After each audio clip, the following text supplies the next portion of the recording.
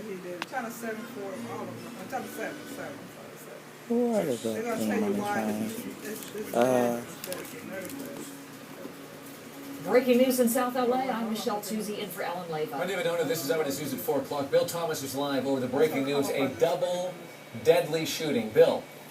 David, this is the 100 block of East Century Boulevard near Maine in South LA. LAPD officers tell us a man with a gun approached two men in front of this house, began shooting, killing both men. We're keeping the shots kind of wide. The bodies are partially covered under a white sheet, but still right there on the porch in front of the house. Officers say this may be gang-related. The sister of one victim says her brother was 41. Had some trouble with the law in the past. No information yet on the second victim, and no suspect description yet.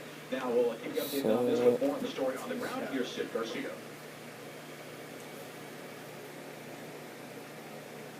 So let me get out of the way. We are just around the corner from where it all happened. The sister of one of the victims says that that house is where he lived with his girlfriend. Doesn't know who the other person is. Right now, two things the LAPD is working on. One, finding the lone gunman who pulled the trigger and killed the two men here at midday. Second, they're doing their best to just calm the tensions down in this neighborhood. They had to break up a fight right after the shooting here while they were trying to take care of business with the investigation. Live in South LA, Sid Garcia, ABC 7 Eyewitness News. All right, Sid, we'll go back to you for more information a little bit later on in this newscast. But first, a major story that we have been following all day.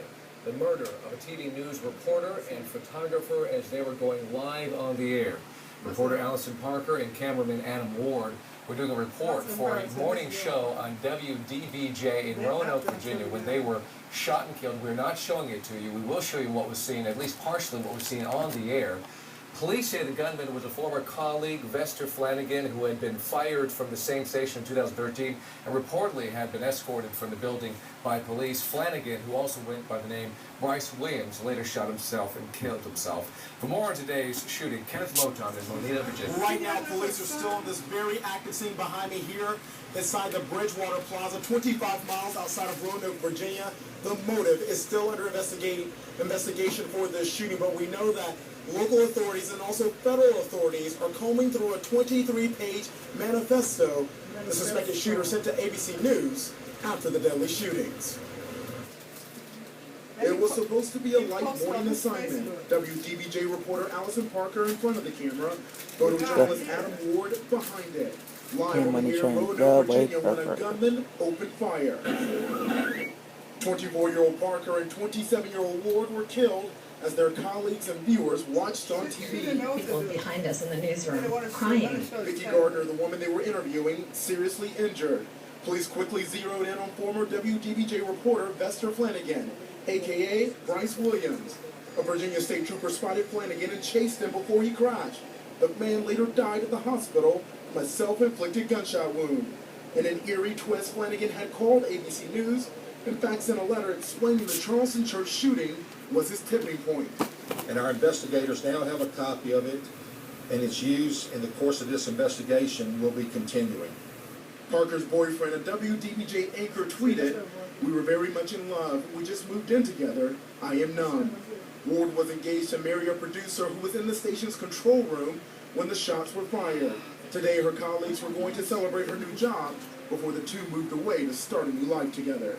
That third victim, a local Chamber of Commerce official, is expected to survive. In that manifesto, Flanagan expressed admiration for the Virginia Tech and Columbine shooters, describing himself as a human powder keg waiting to explode.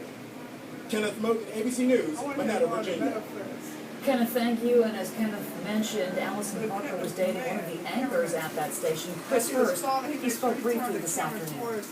This is my memory of her. When we had our 6-month anniversary, she made a scrapbook for me and put in all of the pictures that we spent together for the first 6 months. Even pictures I didn't want to be in there. She put them in there. Hurst said he and Allison were a perfect couple and wanted to get married. Allison Parker's father issued a statement on behalf of her family today saying Allison was our bright, shining light, and it was cruelly extinguished by yet another crazy person with a gun. She excelled in everything she did and was loved by everyone she touched. She loved us dearly, and we talked to her every single day. Not hearing her voice again crushes my soul. Our family can only take solace in the fact that although her life was brief, she was so happy with it. She lived it to the fullest, and her spirit will always be with us. As we continue to follow the tragedy in Roanoke, we are learning more about the victims. Coming up at 4:30, who they were and what they loved. We have breaking news out of LA this afternoon, where Los Angeles police say an attempted kidnapping suspect tried to take a child this morning. Investigators believe it is the same suspect who tried to snatch 2 children outside the apartment complex in Harvard Heights about 2 weeks ago. The suspect is described as Hispanic, 6 feet tall, 150 pounds, with black hair, brown eyes, and blue dental braces. Police are expected to release new information on today's attempt in a news conference later today.